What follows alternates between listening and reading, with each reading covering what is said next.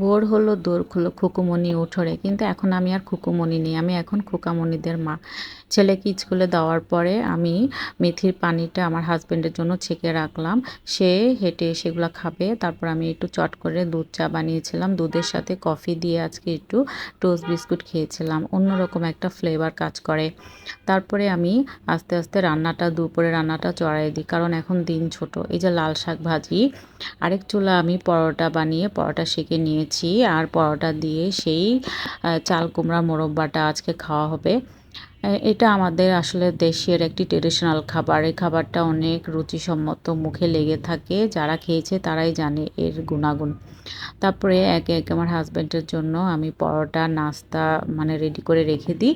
সে আসার পরে এই যে খাবারটা বেড়ে তাকে দিই, দেওয়ার পরে সে খুব তৃপ্তি করে খায়। এদিক দিয়ে এই যে লাল শাকটা ভাজি হচ্ছিল। তারপরে আমি রুই মাছ দিয়ে সবজি রান্না করব। মাছগুলো আগে একটু ভেজে নিয়েছি। একে একে মাছ ভাজার পরে সবজি দিয়ে, মাছ যেহেতু রান্না করব সবজিগুলো মশলার মধ্যে কষিয়ে নিয়েছিলাম। এদিকে চাল লিগারটা যেহেতু ঠান্ডা হয়ে গিয়েছিল, সেজন্য আবার গরম করে চা বানিয়ে হাজব্যান্ডকে দিলাম।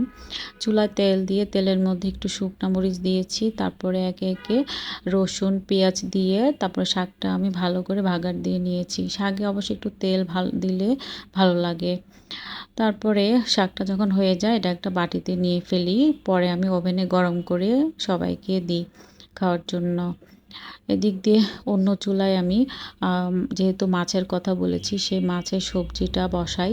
এই যে সবজিটা আমি চুলায় দিই, এভাবেই রান্না করি আমি প্রতিদিনই। সবজি আমার বাসায় থাকবেই, শাক সবজি ডাল, আলহামদুলিল্লাহ আমার বাচ্চারাও সবজি খায়। ওদেরকে আমি ছোটোবেলা থেকেই সবজি খাওয়াটা শিখিয়েছি। এদিক দিয়ে লাউ দিয়ে চিংড়ি মাছ রান্না করেছিলাম। দুই চুলায় দুইটা তরকারি হচ্ছিল। তারপরে এর ফাঁকে আমি বারান্দার শুকনো কাপড়গুলা উঠাচ্ছিলাম, কাপড়গুলা গুছাচ্ছিলাম। বারান্দায় আমার দুটো পাখি আছে, ওরা আমাকে দেখলে এত কিচিরমিচির করে, আসলে ওরা আমাকে চিনে।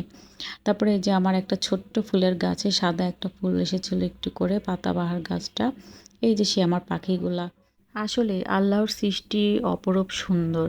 তারপরে শুকনা কাপড়গুলো একটু গুছিয়ে ফেলি। এদিক দিয়ে খালা আসে, খালা এসে ঘর ঝাড়ু দেয়, ঘর মুছে।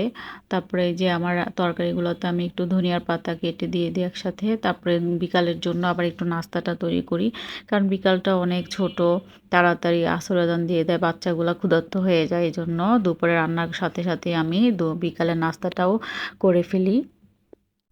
নুডলস দিয়ে ম্যাকারনি রান্না করেছিলাম, সাথে একটু চিকেন আর ডিম দিয়েছিলাম।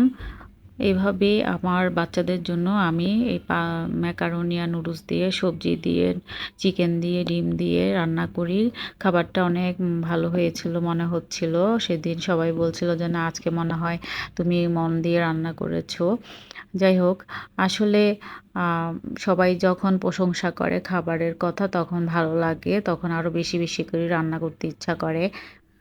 আমি সবসময় বাসায় আমার বাচ্চাদের জন্য হোমমেড তৈরি করি, কোনো দিন নুডলস, কোনো দিন পাস্তা, কোনো দিন পিঠা।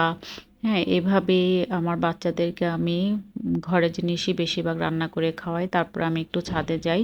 আসলে প্রত্যেকটা মানুষেরই মন বলতে কিছু একটা আছে, আর এই মনটাকে ভালো করতে হলে নিজে যা পছন্দ করে সেটাই করা উচিত, কারণ মন ভালো থাকলে শরীর ভালো থাকবে, আর শরীর ভালো থাকলে সব কিছু করতে ইচ্ছে করবে। বিকালের ওয়েদারটা এত সুন্দর ছিল। যাই হোক, আমার কথাগুলো আপনাদের কেমন লাগছে, আমার ভিডিও কেমন লাগছে আমাকে সবাই জানাবেন, লাইক কমেন্ট দিবেন। আল্লাহ হাফেজ।